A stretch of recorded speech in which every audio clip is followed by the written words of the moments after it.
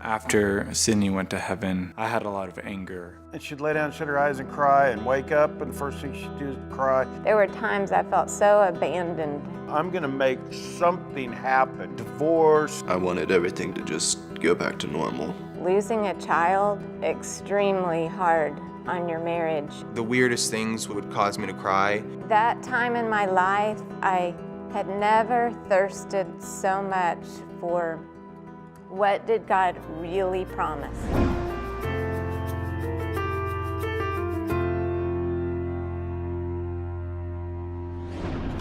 One of the things that drives me in a way is my respect for my parents. I've seen how they have raised us, and I don't think you could do it much better. My mom, very strong, calm, unwavering. She seeks out other people's needs before her own, and it's in her nature to care for people above herself. Everything that describes love in the Bible, she encompasses all of them. She is the truest, indwelt Christian I've ever met. I've seen pretty much the most difficult, hopefully most difficult times, and I've seen what comes out of her. Doesn't mean she doesn't drive me crazy, and we have problems. James is very passionate and fun-loving, very funny to live with. He has a great sense of humor. He's probably the most honest person that I know, which has really helped me grow because he helped me to be more forthright. My dad is incredibly wise first, and also very relatable.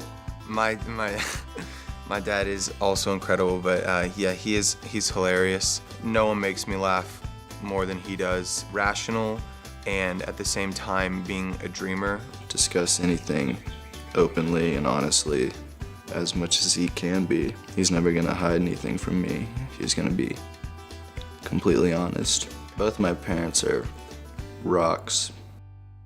When Lynette got home and she'd go to bed and she'd lay down, shut her eyes and cry and wake up, and the first thing she'd do is cry.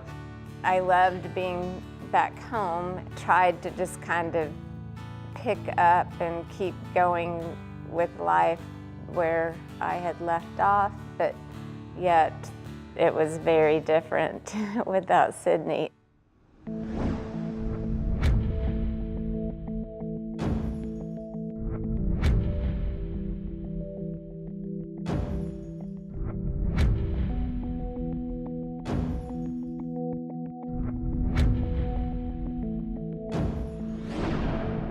Marriage is, from what they say, is difficult for everyone.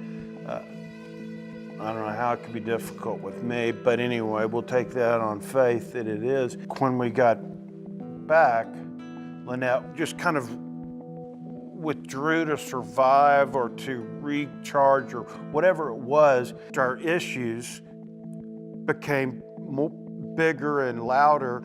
Felt like to me that I couldn't quite get in there to her. Losing a child is extremely hard on your marriage. All of the things that you early in your marriage pushed, kind of swept under the carpet and thought I'll deal with that later, or oh, I can put up with that, just is right in your face, and you have to deal with it. And so we had to learn, James and I, how to deal with conflict. It was enough for me. I might have could have pushed it to divorce or or just I'm gonna make something happen, as crazy as that is, and as poor of a way to deal with conflict and pain. There were times I felt so abandoned. Okay, really, God, why? Well, first, why Sydney, my youngest and my only daughter? At times find it very difficult to embrace. He knows what he's doing. James would say out loud what maybe I was thinking but was too afraid to say. That time in my life, I had never thirsted so much for what did God really promise.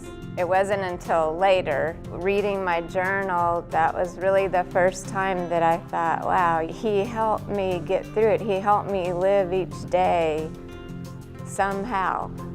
He was there helping me through it. He didn't promise that Sydney would have a long life. He didn't promise that I wouldn't face trials and tribulations, but He promised that He would help me get through those trials and tribulations, and that He would prepare a place for us and for Sydney.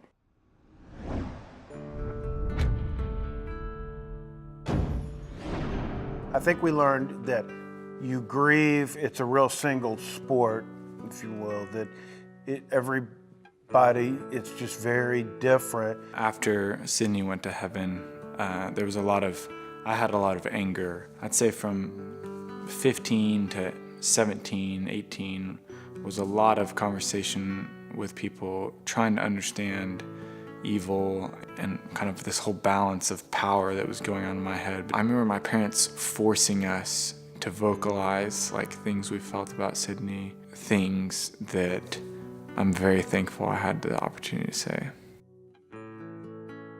The first, honestly, few years, the weirdest things would cause me to cry, and I think it was because I wanted so badly to remember. I felt like, my memory was being blocked from me and that God wasn't allowing me to remember certain things. I would pray like, God, please let me remember things. The biggest thing for me was when I did my art concentration. When the thought of doing something on Sydney came in my head, I guess I was kind of like, okay, why not?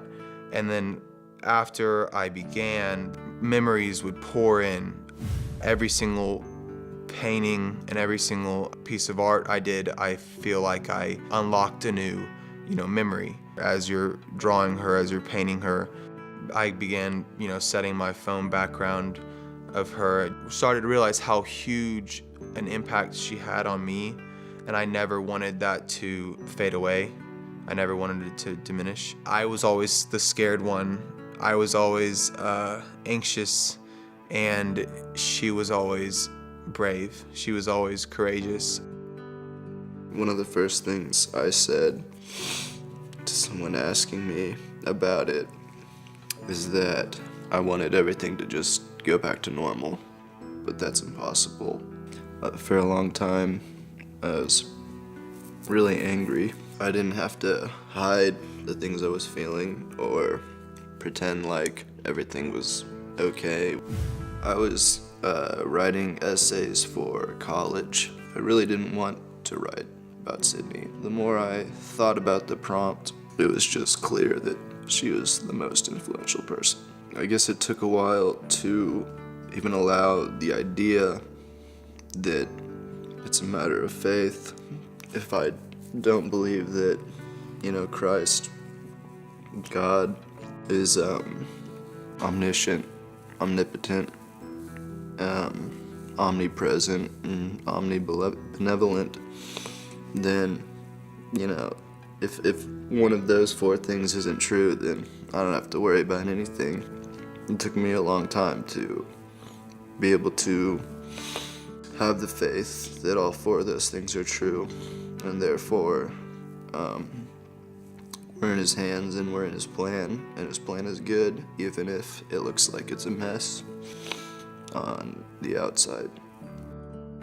Sydney was very encouraging of me playing music. I wrote the song out of a realization of like heaven is a reality now.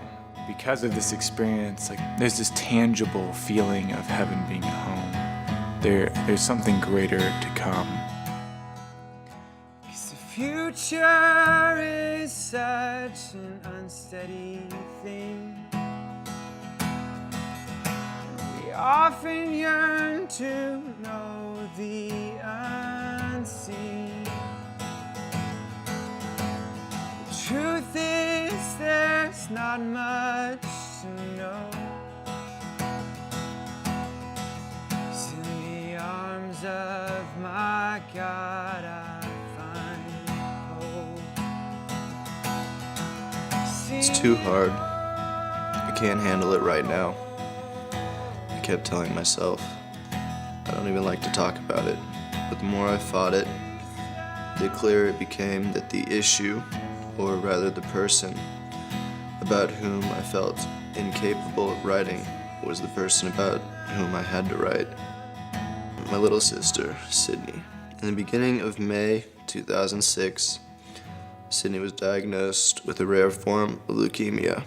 Sydney somehow took it upon herself to be the source of joy and strength in an otherwise overwhelmingly dismal and weakening circumstance. Sydney taught me to be a light in an otherwise mostly dim world.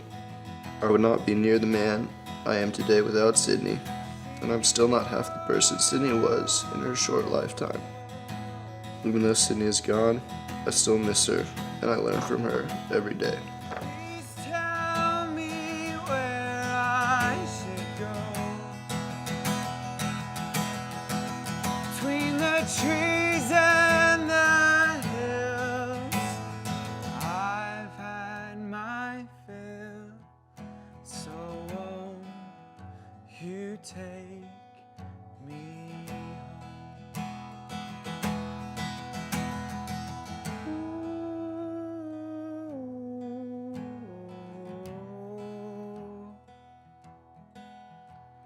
So won't you take me home?